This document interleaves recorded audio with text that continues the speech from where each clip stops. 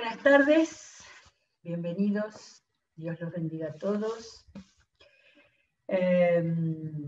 Yo no creo, y creo que la mayoría no creemos en las casualidades, pero en estos días de oración y de tanta expectativa pasan cosas como esta que hoy, no ayer, lo comenté en el chat del cafecito, porque venimos viendo al profeta Elías.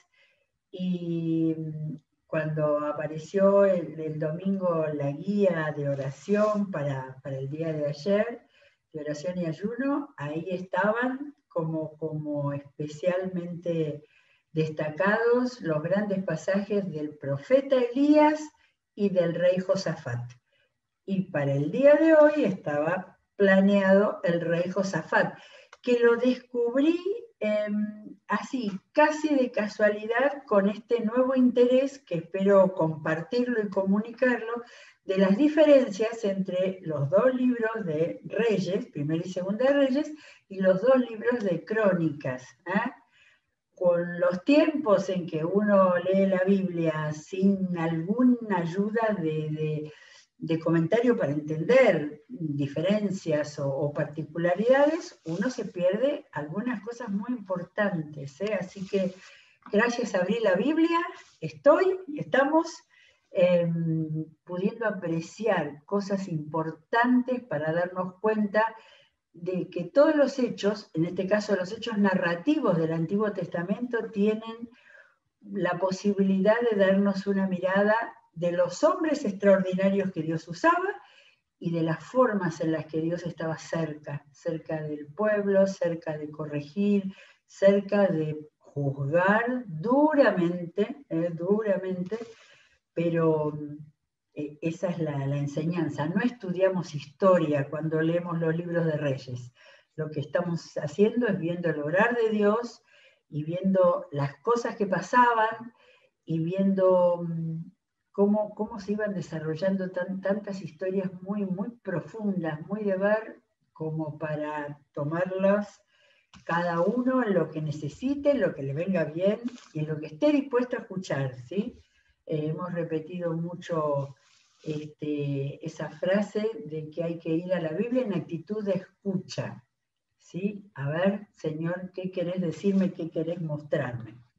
Bueno, voy a arrancar con este tema así, de las cosas que hay en los libros de Reyes y las que hay o no hay en los libros de Crónicas, ¿sí? Durante muchos años yo creí que era más o menos lo mismo, quizás con otros cronistas, y no son más o menos lo mismo. Les voy a contar primero las cosas que fui encontrando.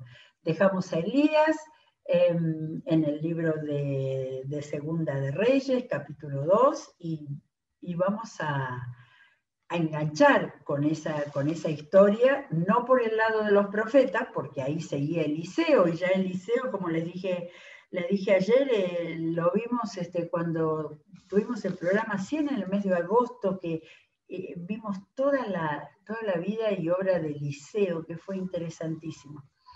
Pero acá, ahora vamos a mirar los reyes. Voy primero a Primera de Reyes, cuando desperté el interés en ver al rey Josafat, rey de Judá, vi un detalle con respecto a su padre, el rey anterior, el rey llamado Asa, o Asa, Reina Valera decía Asa, y esta traducción dice Asa. Los reyes buenos de Judá.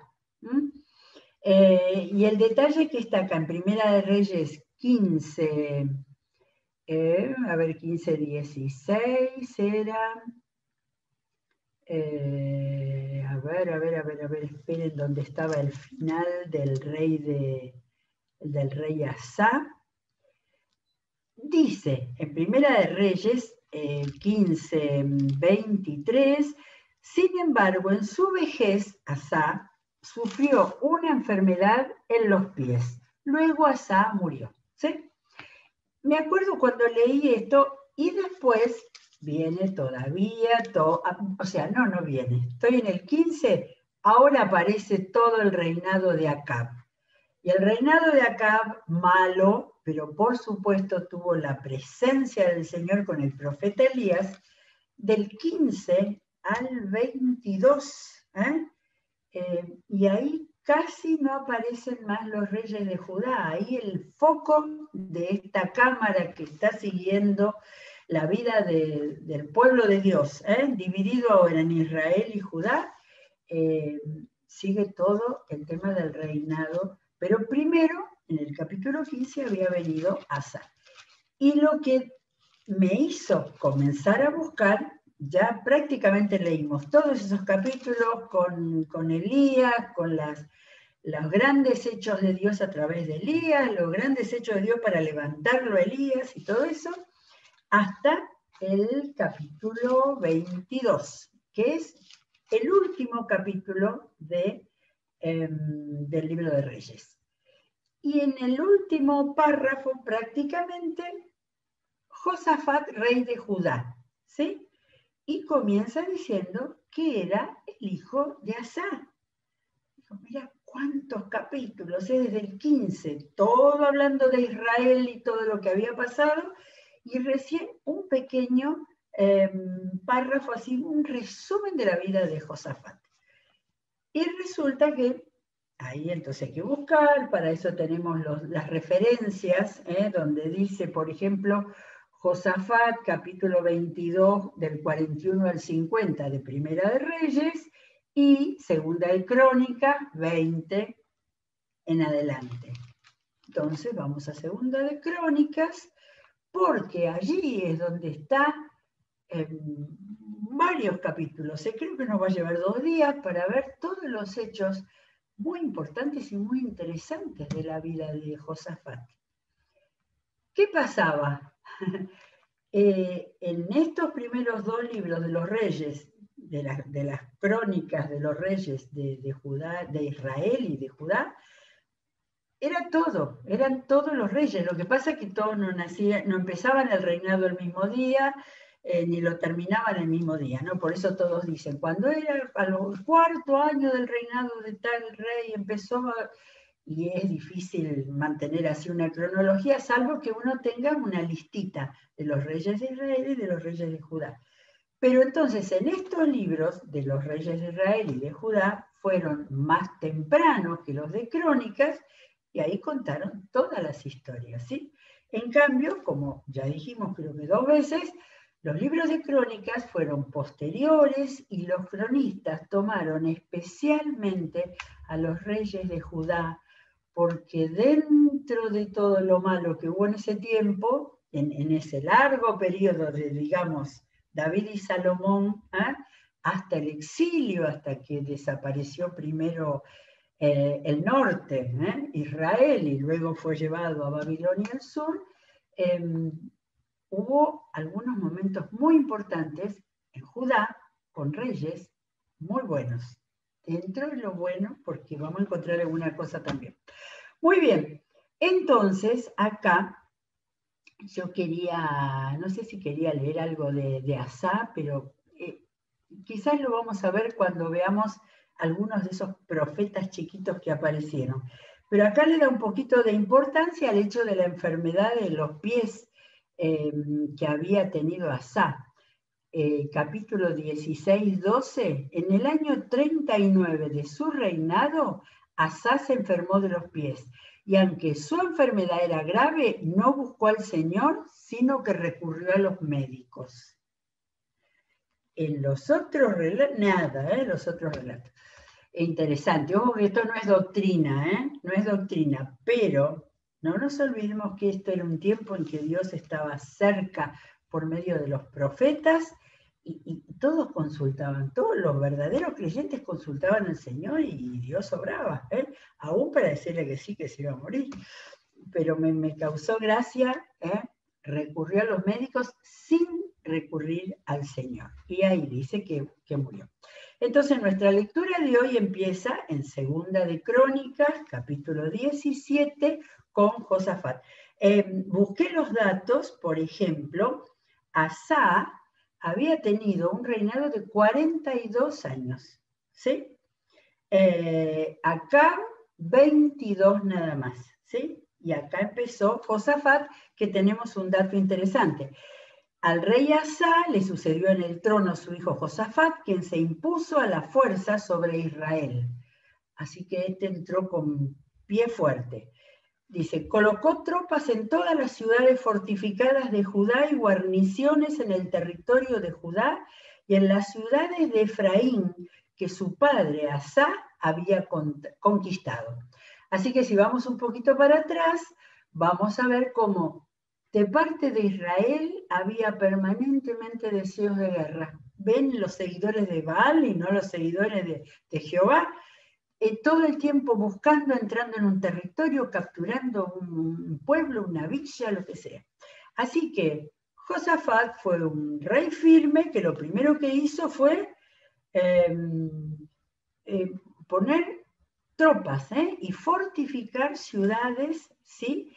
Inclusive en las ciudades que el padre Asa había entrado en territorio de Efraín. Acordémonos que Efraín era la tribu del tiempo de Josué, ya no se llamaba Efraín, pero ahí estaban todos los efraínitas, vivirían ahí, pero todo eso era parte del reino de Israel. Bueno, así que empezó a fortificar.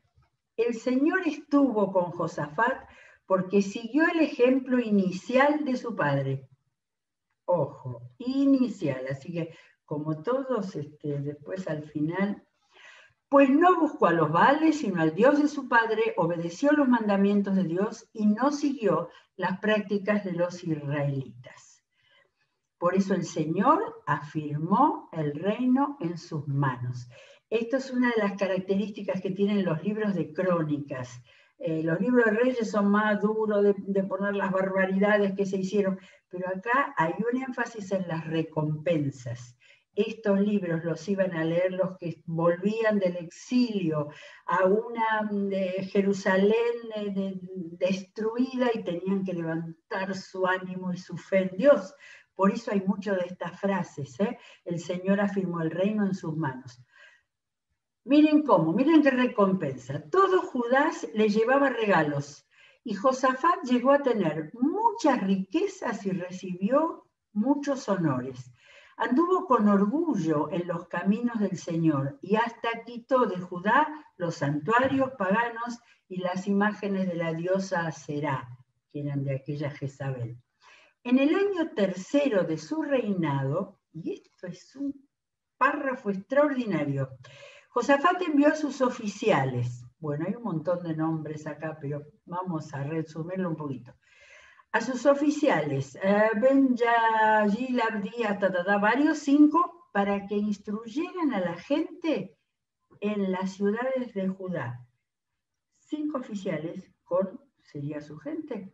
Con ellos, acá están, con ellos fueron los levitas, Semaías, Netanías, Zebadías, Asael, Semiramot, Jonatán, Adonías, Tobías y Tobadonías. No, algunos nombres muy repetidos, ¿no? Y también los sacerdotes Elisama y Joram. 2 sacerdotes, como 6 levitas, 5 oficiales, recorriendo el territorio. ¿Para qué? 17:9. Llevaron consigo el libro de la ley del Señor. Esto que tenemos ahora sí, el libro de la ley del Señor para instruir a los habitantes de Judá. Así que recorrieron todas las ciudades de Judá enseñando al pueblo. Otros reyes en otros periodos también tuvieron que hacer esto porque era como los chicos de hoy que nacen en casas donde los padres jamás han hablado de Dios. Bien, extraordinario. Todos los reinos de las naciones vecinas de Judá sintieron un miedo profundo al Señor, impacto, y no se atrevieron a declararle la guerra a Josafat. Así que aparentemente uno saca de acá que donde había mucha guerra, también había mucha desobediencia al Señor. Aún algunos filisteos le llevaron a Josafat como tributo, regalos y plata. En este tiempo el pedacito que había quedado de los filisteos era, a primera vista, el mismo tamaño de la franja de Gaza hoy. Los árabes también le llevaron 7.700 carneros y 7.700 machos cabríos. Flores de asados harían. Josafat se hizo cada vez más poderoso, construyó en Judá fortalezas y lugares de almacenamiento y tenía muchas provisiones en las ciudades. En Jerusalén contaba con un regimiento de soldados muy valientes, cuyo registro, según las familias patriarcales, era el siguiente. Lo pasamos de largo, léanlo, es el final del capítulo 17, pero el primer grupo con Adnás el comandante, 300.000 soldados, y todos numeritos así.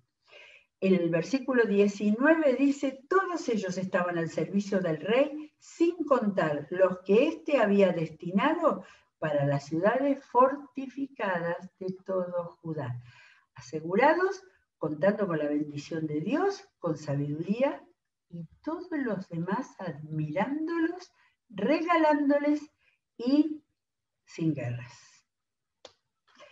Capítulo 18, acá tenemos un relato y no sé si vamos a terminarlo, pero vamos a hacer lo posible. Josafat se hizo muy rico y famoso y como había emparentado con Acab, así que alguna de sus hijas, no lo sé. Después de algún tiempo fue a visitarlo en Samaria. Desde Judá cruzó y se fue a Samaria.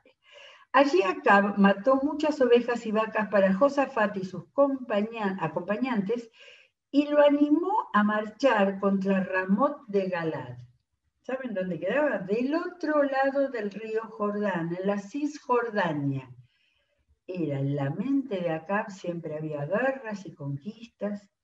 Y este consuegro, a lo mejor, Josafat se animó. Y entonces acá tenemos en el capítulo 18 todo un interesantísimo relato de esta patriada que evidentemente a Josafat ni se le ocurrió consultar al Señor, aunque puso su granito de arena ahí cuando vieron a ver en qué se iban a meter. Acá el rey de Israel le preguntó a Josafat, ¿irías conmigo a pelear contra Ramot de Galaad? Me fijé en el mapa de cuando Josué dividió a las tribus y ya estaba Ramot de Galaad. No era de Israel,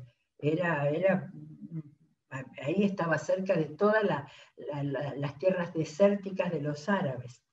Josafat le respondió, estoy a tu disposición lo mismo que mi pueblo, iremos contigo a la guerra, pero antes que nada consultemos al Señor. Bueno, así que el rey de Israel, en Crónicas, lo menos posible mencionan a Acab, dice el rey de Israel. El rey de Israel reunió a los 400 profetas y les preguntó, ¿debemos ir a la guerra contra Ramot de Galaad o no? Vaya su majestad, contestaron ellos, porque Dios la entregará en sus manos. Pero Josafat inquirió, ¿no hay aquí un profeta del Señor a quien podamos consultar? Yo espero que le haya dicho alguna cosa más acá, pero se plantó. El rey de Israel le respondió, todavía hay alguien por medio de quien podemos consultar al Señor, pero me cae muy mal porque nunca me anuncia desastres. Yo pensaba, sin avanzar, que iba a decir Elías. No, ya parece que Elías no estaba en este entonces. Solo me anuncia desastres. Se trata de Micaías, hijo de Imlá. No digas eso, replicó Josafat. Entonces el rey de Israel llamó a uno de sus funcionarios y le ordenó, traigan de inmediato a Micaías, hijo de Imlá. El rey de Israel y Josafat, rey de Judá, fíjense la distinta denominación de los dos reyes, vestidos con sus vestiduras reales y sentados en sus respectivos tronos, estaban en la plaza a la entrada de Samaria, la capital de Israel, con todos los que profetizaban en su presencia. Sedequías, hijo de Kenaná, que se había hecho unos cuernos de hierro, anunció: así dice el Señor, con estos cuernos atacarás a los sirios hasta aniquilarnos. Ramón de Galaad estaba dentro del territorio sirio. Y los demás profetas vaticinaban lo mismo: ataque su majestad a Ramón de Galaad y vencerá, porque el Señor lo entregará en sus manos. Ahora bien, el mensajero que había ido a llamar a Micaías le advirtió: mira, sabio sabía lo que le venía. Mira, los demás profetas a una voz predicen el éxito al rey. Habla favorablemente para que tu mensaje concuerde con el de ellos. Toda esta gente sabía cómo los aniquilaban si no concordaban. Pero Micaías repuso: tan cierto que el Señor vive, te juro que yo le anunciaré al rey lo que Dios me diga. Cuando compareció hasta el rey, éste le preguntó: Micaías, ¿debemos ir a la guerra contra Ramón de Galaad o no? Voy a tratar de imitar la cara que creo que puso Micaías. Ataquen y vencerán, porque les será entregada. Esta cara no la inventé, sino que es la que creo por la respuesta del rey Acab. ¿Cuántas veces debo hacerte jurar que no me digas nada más que la verdad en el nombre del Señor? De modo que a los otros profetas les había creído: vamos a vencer. Pero a cuando le dijo que sí que iba a vencer, no. Ante esto, Micaías concedió: vi a todo Israel esparcido por las colinas como ovejas sin pastor. Y el Señor dijo: esta gente no tiene amo, que cada cual se vaya a su casa en paz. El rey de Israel le dijo a Josafat: ¿no te dije que jamás me profetiza nada bueno y que solo me anuncia desastres? Qué terrible, los que están acostumbrados a que nada más que los adulen y que les digan que todo está bien y que son sabios y que no dicen macanas nunca. Micaías prosiguió: por lo tanto, oigan la palabra del Señor. Vi al Señor sentado en su trono con todo el ejército del cielo alrededor de él, a su derecha y a su izquierda. ¡Qué visión de Micaías! Micaías debiera estar, lo que pasa es que no escribió para tenerlo en la lista de los profetas que escribía, pero él había tenido una visión de ver el trono de Dios.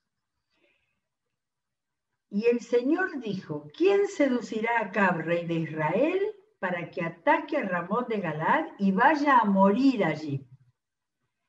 Uno sugería una cosa y otro sugería otra. Por último, un espíritu se adelantó, se puso delante del Señor y dijo: yo lo seduciré. ¿Por qué medios?, preguntó el Señor. Me da cosa decir acá lo que el Señor estaba hablando. Y aquel espíritu respondió: saldré y seré un espíritu mentiroso en la boca de los profetas. Entonces el Señor ordenó: ve y hazlo así, que tendrás éxito en seducirlo. Así que ahora el Señor le sigue hablando a Acab. Así que ahora el Señor ha puesto un espíritu mentiroso en la boca de estos profetas de su majestad. El Señor ha declarado para usted la calamidad. Al oír esto, Sedequías, hijo de Kenaná, se levantó y le dio una bofetada a Micaías. ¿Por dónde se fue el espíritu del Señor cuando salió de mí para hablarte?, le preguntó. Micaías contestó, y yo agrego, sin que se le moviera un pelo, porque él estaba seguro en el Señor: lo sabrás el día que andes de escondite en escondite. Entonces el rey de Israel, Acab, ordenó: tomen a Micaías y llévenselo a Amón, el gobernador de la ciudad, y a Joás, mi hijo. Díganles que les ordeno echar en la cárcel a ese tipo y no darle más que pan y agua hasta que yo regrese sin contratiempos. O sea que Acab le creía a sus profetas, solamente creían que todo estaba bien y no sabía que Dios lo estaría librando aún de la muerte. Micaías manifestó, en ningún momento él perdió el control. Me encanta este profeta, le dijo, si regresas sin contratiempos, el Señor no ha hablado por medio de mí. Tomen nota todos ustedes de lo que estoy diciendo. ¿Sí? Esta frase es muy moderna. Yo no creo que haya dicho tomen nota, porque esa frase viene del mundo de la escritura, pero debe haber dicho tomen en cuenta, ¿sí? Es lo mismo, pero sin papel y lápiz. Muy bien, el relatito que viene acá, tenemos tiempo, podemos leerlo, es el mismo que está es el mismo que está en Primera de Reyes. Después de toda la historia de Elías, cuando se arrepintió acá por lo que Elías le dijo y Dios lo extendió un poquito, después vino este episodio, porque mientras estaba acá reinando, en Judá estaba Josafat reinando, ¿sí? Solamente que el relato de Primera Reyes es todo resumido y este está extendido. Entonces el rey de Israel y Josafat, rey de Judá, marcharon juntos contra Ramón de Galaad. Ahora, ¿cómo se habrá quedado con todo esto Josafat? Josafat estaba de acuerdo con Micaías. Josafat estaba de acuerdo con el juicio de Dios. Fue igual a la guerra. Se jugó el pellejo, pero vamos a ver cómo se salvó. Allí el rey de Israel le dijo a Josafat, yo entraré a la batalla disfrazado, pero tú te pondrás tus vestiduras reales, sin vergüenza hasta el final acá, porque disfrazado no lo iban a agarrar, y a quien querían era el rey de Israel. Así que el rey de Israel se disfrazó y entró al combate, y Josafat estaba era un rey, con las vestiduras reales. Pero el rey de Siria les había ordenado a sus capitanes de los carros de combate, no luchen contra nadie, grande o pequeño, salvo contra el rey de Israel. Cuando los capitanes de los carros vieron a Josafat, pensaron, este es el rey de Israel. Así que se volvieron para atacarlo. ¿Vieron lo que les pasa a los que se arriesgan con los malos? Volvieron para atacarlo. Josafat gritó, y Dios, el Señor, lo ayudó haciendo que se apartaran de él. Todavía Dios tenía propósito con la vida de Josafat, pero se arriesgó, casi. Los capitanes vieron que no era el rey de Israel y dejaron de perseguirlo. Sin embargo, alguien disparó su arco al azar, e hirió al rey de Israel entre las piezas de su armadura. El rey le ordenó al que conducía su carro, da la vuelta y sácame del campo de batalla, pues me han herido. Y al atardecer murió al ponerse el sol. Muy bien, hay tres versículos, yo quiero terminar con esos. Empieza el capítulo 19. Cuando Josafat, rey de Judá, regresó sin ningún contratiempo a su palacio en Jerusalén, el vidente Jehú fue a visitarlo y le dijo, ¿cómo te atreviste a ayudar a los malvados, haciendo alianza con los enemigos del Señor? Por haber hecho eso, la ira del Señor ha caído sobre ti. Pero hay cosas buenas a tu favor, pues has quitado del país las imágenes de la diosa Aserá y has buscado a Dios de todo corazón. Si este pasaje no es una llamada de atención y una enseñanza impresionante, con moraleja, como se decía antes, para conducirse en la vida, para los gobernantes, para todo el mundo, ¿sí?